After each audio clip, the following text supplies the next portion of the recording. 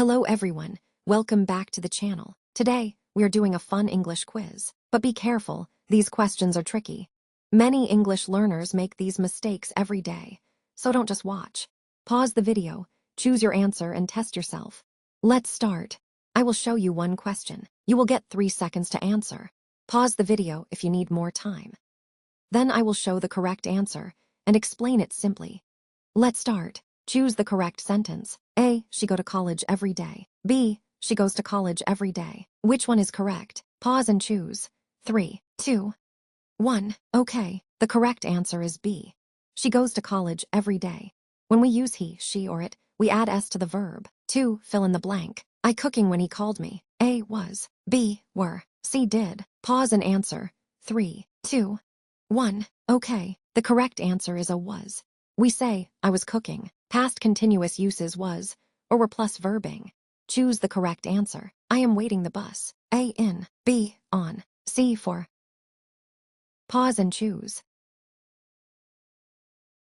The correct answer is C, for.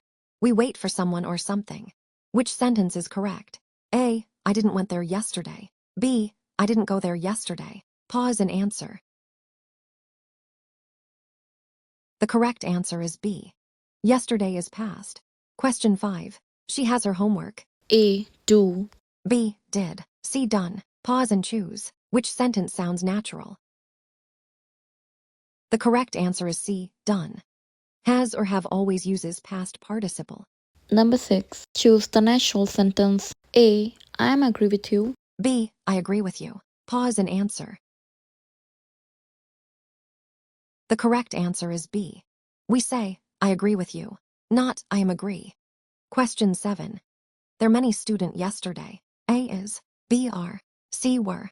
Pause and answer. The correct answer is C were. Yesterday is past. Students is plural. Question 8. Choose the correct sentence.